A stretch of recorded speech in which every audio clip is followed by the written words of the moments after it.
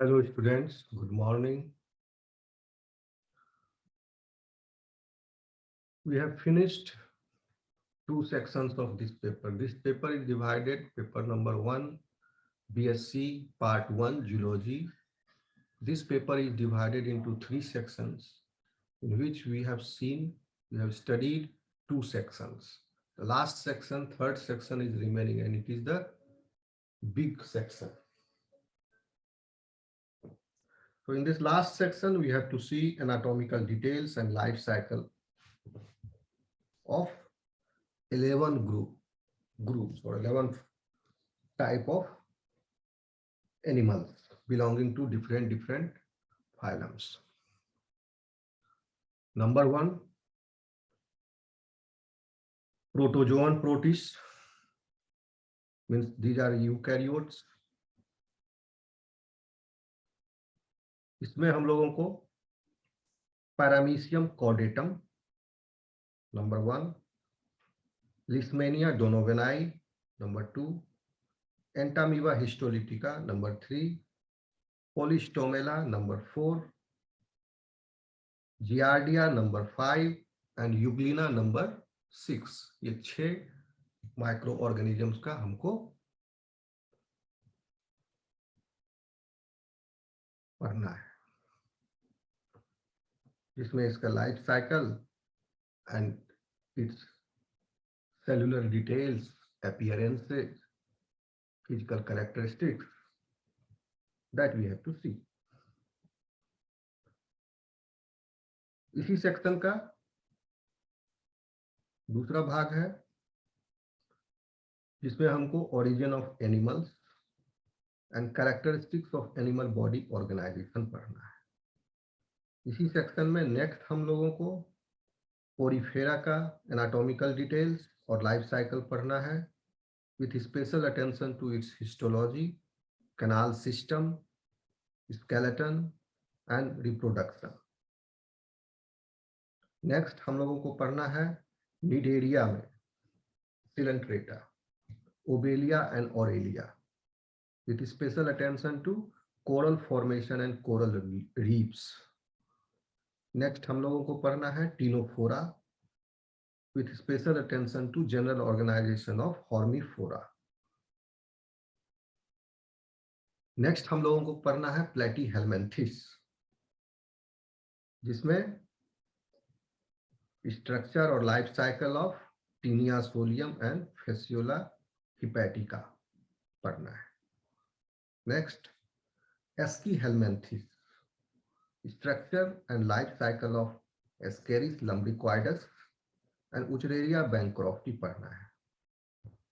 Next in Mollusca हम लोगों को यूनियो और पाइला के बारे में पढ़ना है, इसके anatomical details and life cycle with special attention to torsion and detorsion in gastropods. Next, Annelida. Annelida में हम लोग को फेरेटिमा पोस्थुमा पढ़ना है with special attention to metamerism and locomotion. Next, Onychophora पढ़ना है जिसमें पेरिपेटस के बारे में anatomical details and life cycle पढ़ना है with special attention to its affinities. Next, हम लोगों को आर्थ्रोपोडा पढ़ना है, लार्वल फॉर्म्स, जिसमें स्पेशल अटेंशन देना है लार्वल फॉर्म्स ऑफ क्रस्टेशिया को.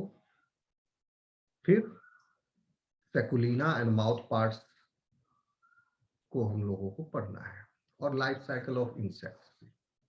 यहाँ पर आपका पेपर ये फिनिश हो जाएगा अगर इतना हम लोग सेक्शन 3 को पढ़ ले तो लेट अस स्टार्ट स्टूडेंट्स, जिसमें हमको प्रोटोजोन प्रोटिस्ट पढ़ना है सबसे पहले, और इसमें The organism's name is Paramecium chordatum पहले पढ़ेंगे. इसके बाद लिस्मेनिया डोनोवेनाई, उसके बाद एंटामीबा हिस्टोलिटिका, उसके बाद पोलिस्टोमेला एंड गियार्डिया यूग्लिना, इसे पढ़ना है. तो पैरामीशियम कॉर्डेटम से स्टार्ट करते हैं. See students, you can see this picture. This is belonging to Paramecium chordatum. Sorry. This Paramecium chordatum is a species of unicellular protist in the phylum Pseudophora. तो इसका classification पहले आप लिख लीजिए।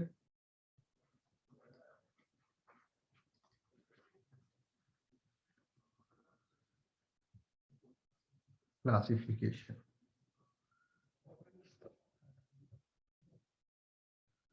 it belongs to infrakingdom alveolata.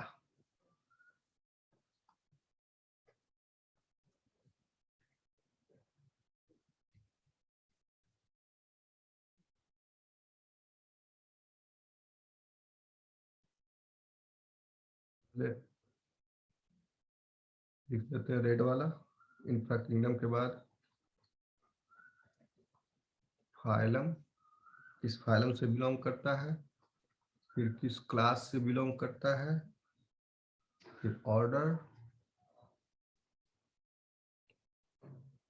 Family, genus, species.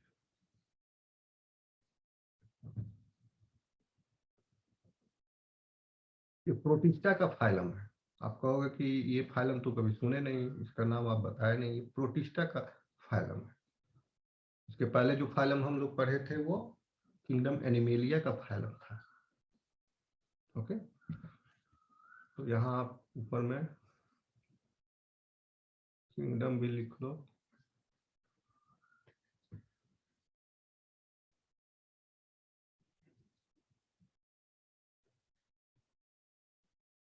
Kingdom हो गया protista,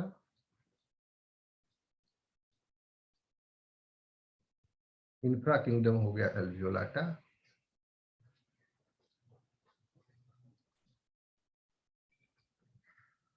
phylum है सिलियोफोरा, इसको याद करना पड़ेगा आपको।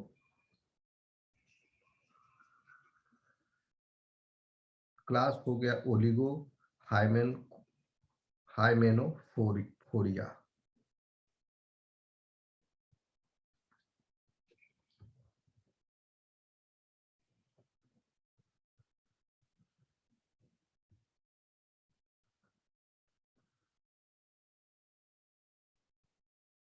Order is पेनिकुलिडिया।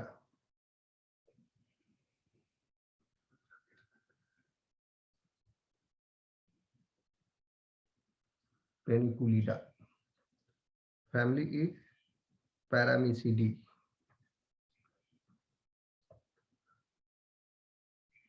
पैरामेसिडी। Genus is paramecium.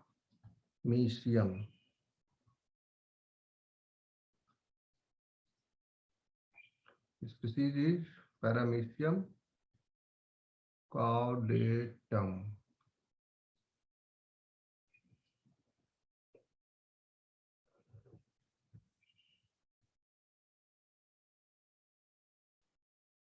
तो आप जीनस और स्पीशीज लिखते हैं, उसको अंडरलाइन करते हैं। बुक में ये इटैलिक्स के रूप में लिखा छपा जाता है। तो बच्चों, ये हो गया इसका classification.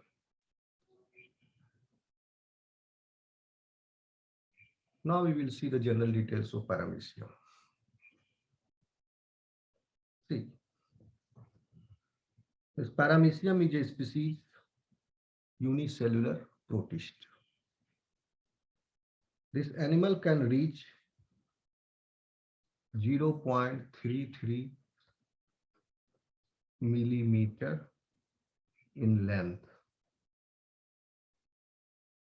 and it is covered by minute hair-like organelles called cilia. You can see here cilia, minute hair-like projections, and it is covered with it. These cilia are used in the locomotion and feeding. देखो यहाँ बाहर की तरफ ये जो cilia है ये locomotion में हेल्प कर रहे हैं, और जो ग्रूव में सिलिया है वो फूड पार्टिकल्स को पीछे की तरफ इन द वैक्यूल धकेल रहा है। ओके, ये ग्रूव वाले सिलिया, ये पतले पतले इससे छोटे हैं, तो इसको धकेल रहा है। और फीडिंग में हेल्प कर रहा है. This species is very common and wide spread in marine, brackish or and freshwater environments. So it is nearly about, when fully grown, इसको माइक्रोमीटर में तब्दील कर लो तो 1000 से गुना कर लो तो हो गया 330 माइक्रोमीटर. ठीक है, जनरली इस छोटा बड़ा 330 माइक्रोमीटर के रेंज में इसका लेंथ है. जो बच्चा है वो छोटा है, जो बड़ा है फुली ग्रोन वो 330 तक जाता है. Cell body is spindle shaped. You can see here, rounded in front. यहाँ पर राउंड है, but tapering at the posterior. Posterior में ये टेपर होते गया. ओके, और फिर एक ब्लंट पॉइंट पर ये एंड हो गया.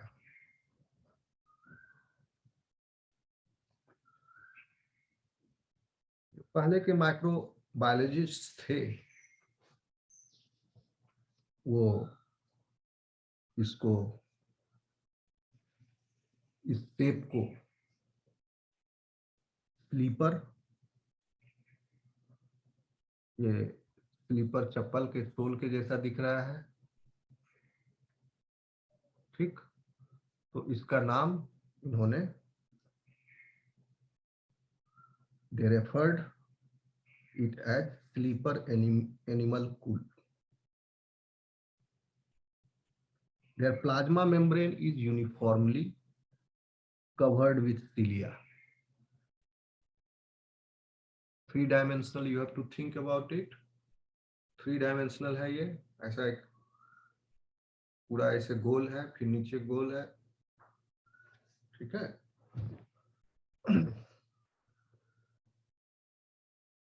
And this pellicle, यानी plasma outer surface, is uniformly covered with cilia, and it has a long oral groove. See, this is the oral groove. Okay, बच्चों को समझ में आ रहा है? And it leads to deeply embedded oral cavity. This is oral cavity, and this oral cavity is lined by cilia again, short hair-like protoplasmic processes. And these cilia serve as organs of locomotion and food capture. Paramecium chordatum has 2 contractile vacuoles. You can see here 2 star-shaped vacuoles, one in anterior end, one in posterior end, both at opposite ends. And these contractile vacuoles serve to excrete excess water taken up from the outside with the help of these contractile canals. Star shape जो है इसका, ये जो radiating contractile canals है. Okay, they excrete excess water taken up from the outside, and thereby it is regulating the water contents of the body, its unicellular body. Radially distributed collecting canals, these are radially distributed collecting canals or contractile canals, you can say, give the contractile vacuole a distinctive star-like shape.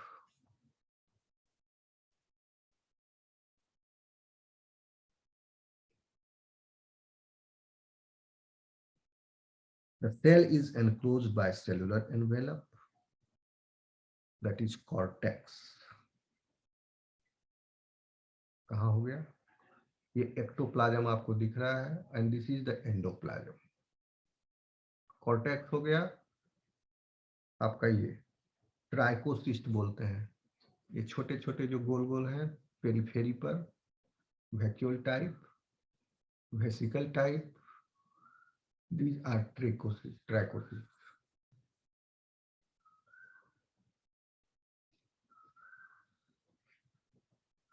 These small bodies.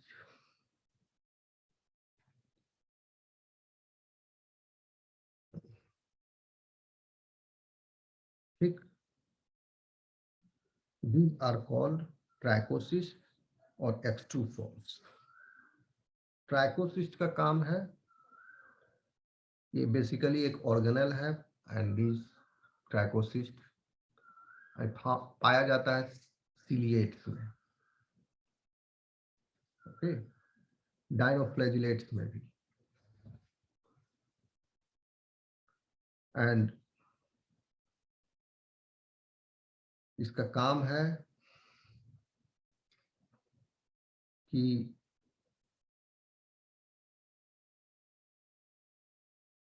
कुछ substances secrete करना on the plasma membrane, जैसे कि mucus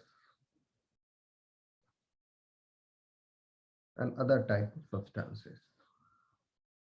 इसको extrusome भी कहते हैं। ये membrane bound है, small vesicle structures. These are found in some eukaryotes and which under certain conditions discharge their contents outside the cell.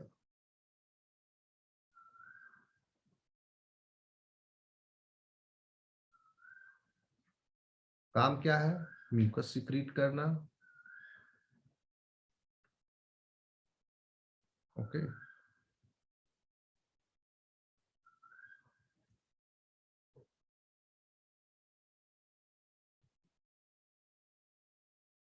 अब ये खाता क्या है? Paramecium. Paramecium caudatum, basically they feed on bacteria and small eukaryotic cells such as yeast and flagellate algae.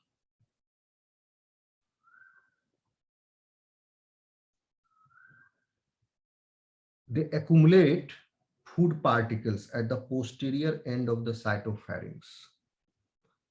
साइटोफेरिंक्स हो गया cell के अंदर का फेरिंक्स, उसको, ये एक यूनिसेलुलर ऑर्गेनिज्म है, ये एक तरह से फेरिंक्स है। फेरिंक्स में क्या होता है? फूड कलेक्ट होता है। बड़े एनिमल्स में भी फेरिंक्स बोलते हैं उस चैम्बर को, यहाँ भी एक चैम्बर है, भले वो मल्टीसेलुलर है, ये यूनिसेलुलर है, यहाँ पर एक फेरिंक्स है।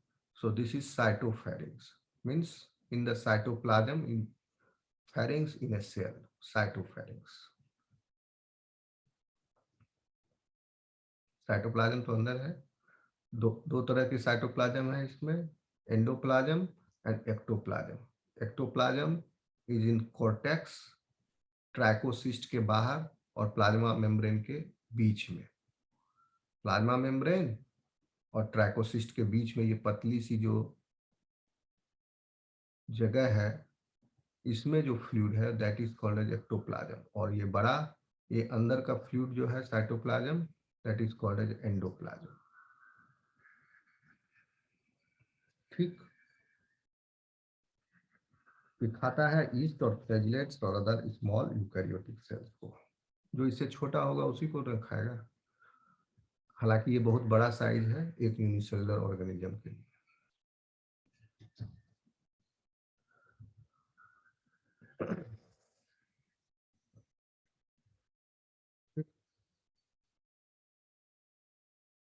Cytopharynx, inside the cytopharynx, the food is directed by the cilia into a rounded ball-like mass in the endoplasm. You can see ball-like food जो गैदर हुआ, ये म्यूकस सिक्रीट किया ट्रोकोसिस्ट, उसमें food particles, bacteria, flagellates, other eukaryotic cell लपटा करके अंदर में ये सिलिया इसको मूव कर दिया इन द साइटोप्लाज्म, उसको डायरेक्ट कर दिया by these long cilia and rounded It is rounded ball-like mass in the endoplasm, and this is called as food vacuole.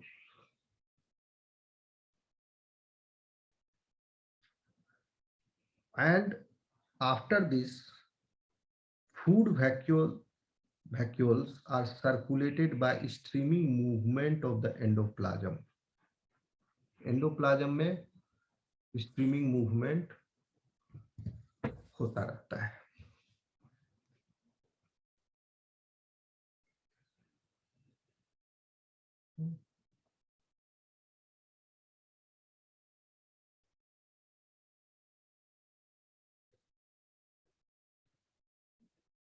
इस तरह से ये घूमते रहेगा एंड जब फूड डाइजेस्ट हो जाएगा, पूरी तरीके से एब्जॉर्ब हो जाएगा, उसके बाद ये फ्यूज कर जाता है in the plasma membrane and the waste product are discharged, and that the site from where the waste products are discharged is called as anal pore.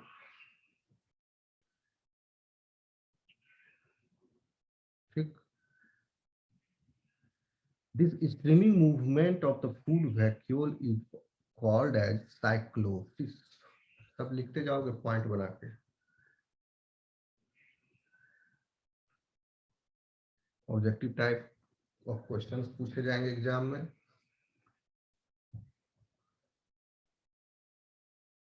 It regulates, food vacuole regulates osmotic pressure also. With the help of this bladder-like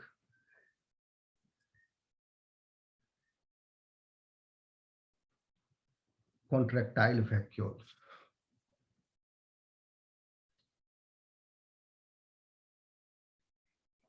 This contractile vacuole is gathering internal water through its star-shaped radial canals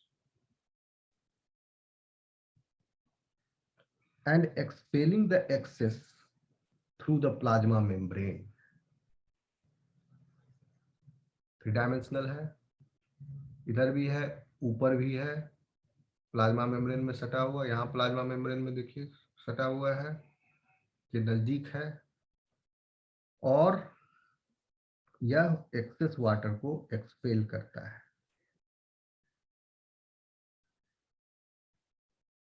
जब पानी में यह चलता है organism, तो एक spiral path को follow करता है, ऐसे सांप की तरह चलता है. लेकिन साथ ही साथ यह अपने एंटीरियर पोस्टीरियर एक्सिस पर रोटेट भी करते रहता है, यानी ऐसे घूम भी रहा है और सर्पेंटाइन मोशन भी है. अपने एक्सिस पर, जैसे पृथ्वी अपने एक्सिस पर घूम भी रही है और सन के चारों तरफ चक्कर भी लगा रही है. तो ये इसका पाथ हो गया आगे जाने का पानी में, और यह अपने long axis, anterior posterior axis पर ये घूम रहा है गोल गोल.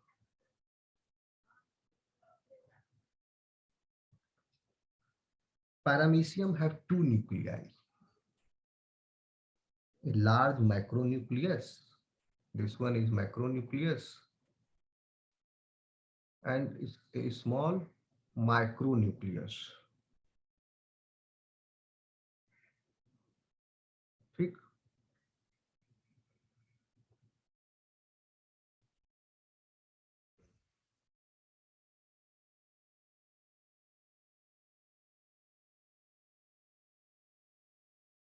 Macronucleus and micronucleus are both important.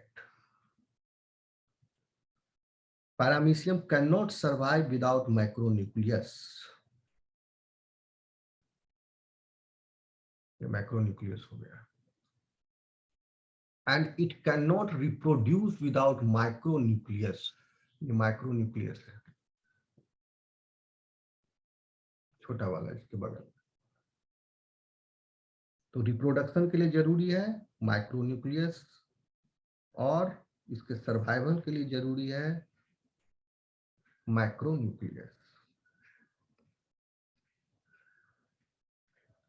All other सिलिएट्स की तरह पैरामीशियम भी एसेक्सुअली रिप्रोड्यूस करते हैं बाय बाइनरी फ्यूजन,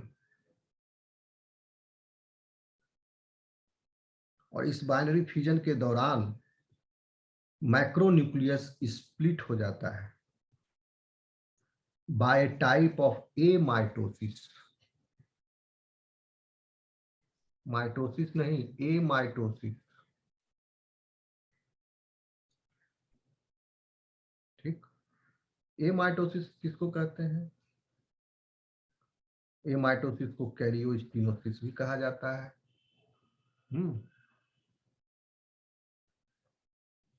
ये डायरेक्ट सेल डिवीजन है और बाइनरी फ्यूजन भी।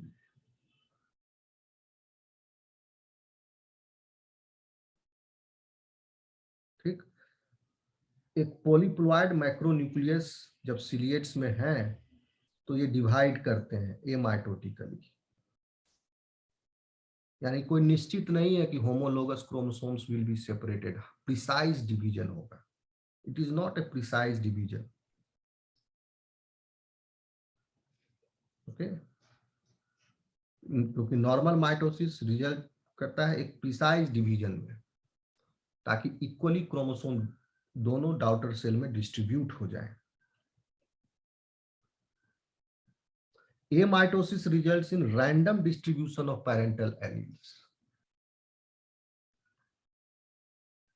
जैसे मन तैसे हो गया, कुछ इधर रह गए, कुछ इधर, कुछ पेरेंटल एलील्स इस डिवाइड होने के बाद एक डॉटर सेल में होंगे तो दूसरे डॉटर सेल में हो सकता है एब्सेंट भी हो, या यहाँ पर बहुत ज्यादा संख्या में हो, यहाँ कम संख्या में हो। रैंडम डिस्ट्रीब्यूशन है, और इस तरह से यह एक पॉलीप्लॉइडी को अचीव कर लेता है एमाइटोसिस की वजह से।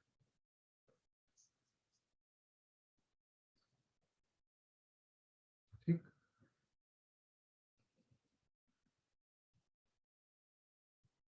पैरामीशियम में एमाइटोसिस होता है मैक्रोन्यूक्लियस का, और छोटा वाला जो न्यूक्लियस है माइक्रोन्यूक्लियस, ये डिवाइड करता है माइटोसिस के द्वारा। ठीक, मियोसिस नहीं, माइटोसिस डिवीजन होता है माइक्रोन्यूक्लियाई में। उसके बाद जब डिवीजन हो गया माइक्रोन्यूक्लियस एंड माइक्रोन्यूक्लियस का, तब सेल के अदर पोर्शंस डिवाइड होते हैं transversely.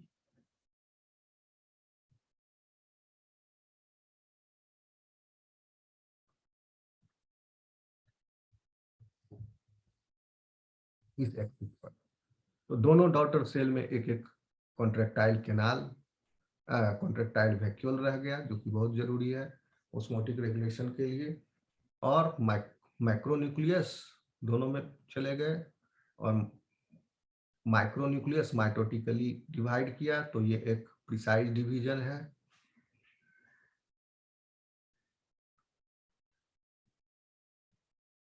And because of this division, each new cell obtains a copy of macronucleus and micronucleus.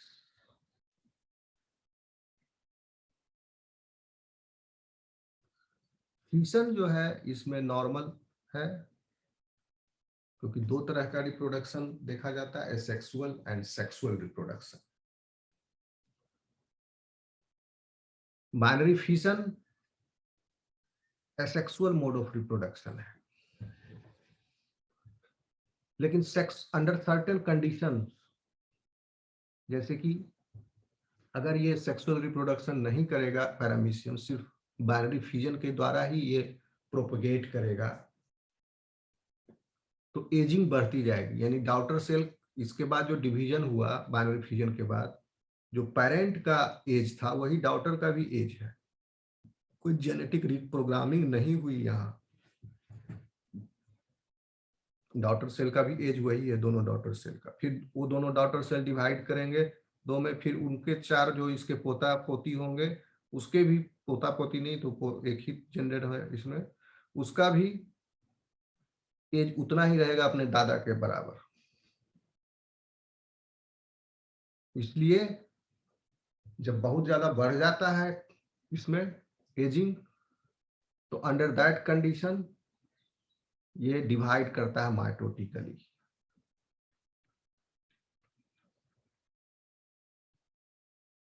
Sorry, mitotically नहीं, माइटोटिकली तो ये हर बाइनरी डिवीजन में हो ही रहा है माइक्रोन्यूक्लियस का, ये माइटोटिकली हो रहा है माइक्रोन्यूक्लियस का। तब ये डिवाइड करता है गैमीट फॉर्मेशन करके। तो एक पैरामीशियम और जरूरी है, एक दूसरा पैरामीशियम आके अटैच हो जाता है और उसके साथ फिर कंजुगेशन होता है, और एक का गैमीट दूसरे में गया, दूसरे का गैमीट पहले में गया, और दोनों फ्यूज करके रिप्रोडक्शन करते हैं। ठीक,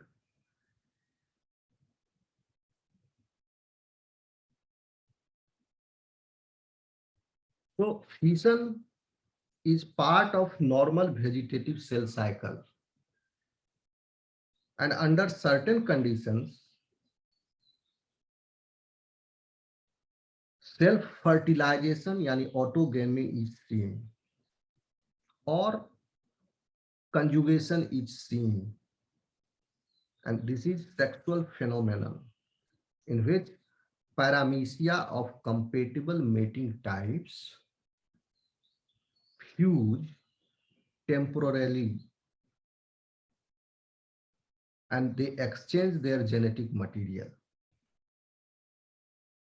During conjugation, micronuclei of each conjugate divide by meiosis. Conjugation के दौरान माइक्रोन्यूक्लियाई डिवाइड करते हैं मियोसिस प्रक्रिया के द्वारा। तो जब मियोसिस होगा तो माइक्रोन्यूक्लियाई एक्चुअली डिप्लॉयड है, और मैक्रोन्यूक्लियाई, मैक्रोन्यूक्लियस जो है, माइक्रोन्यूक्लियस एंड मैक्रोन्यूक्लियस, न्यूक्लियाई नहीं बोलेंगे, एक एक है ना, मैक्रोन्यूक्लियस पॉलीप्लॉयड है और माइक्रोन्यूक्लियस डिप्लॉयड है। तो मियोसिस के बाद डिप्लॉयड हो जाता है दो हैप्लॉयड में। ठीक,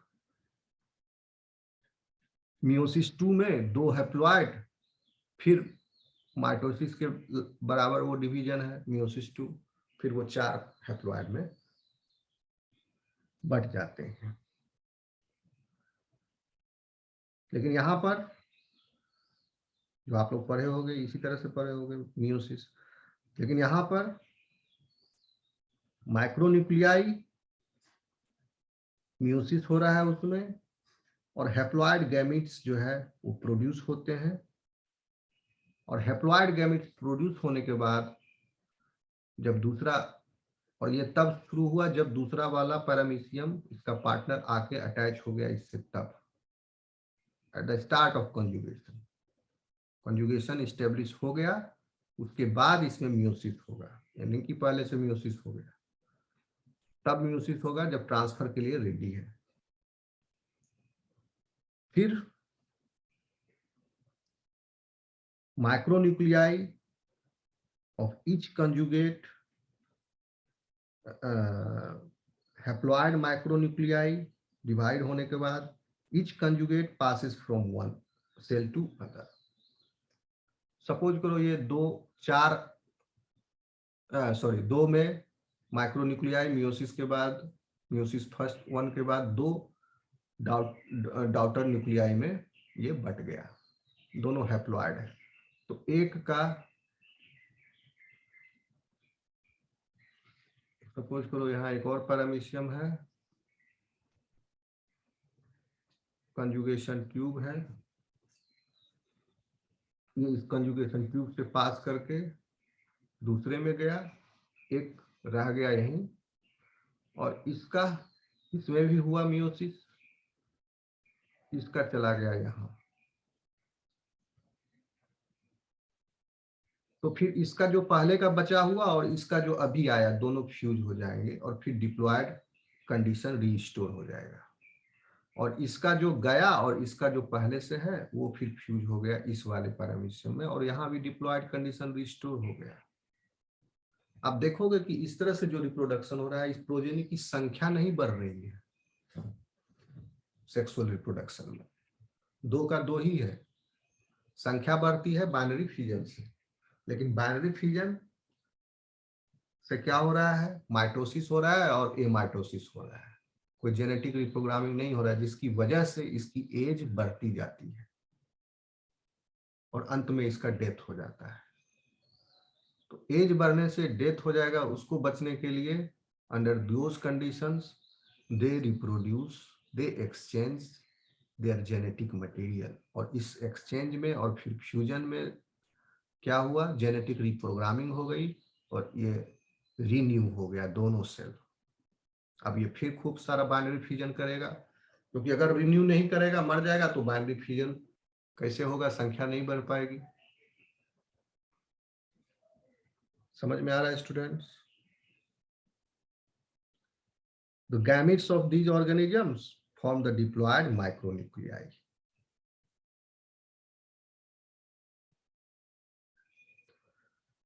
Then old nuclei in both of them, तो nuclei बोलेंगे, macronuclei are destroyed and the new ones develop from micronuclei. और इस तरह से ये rejuvenating effect है, and without this rejuvenating effect of autogamy or conjugation, paramecium cannot survive, it will age and die.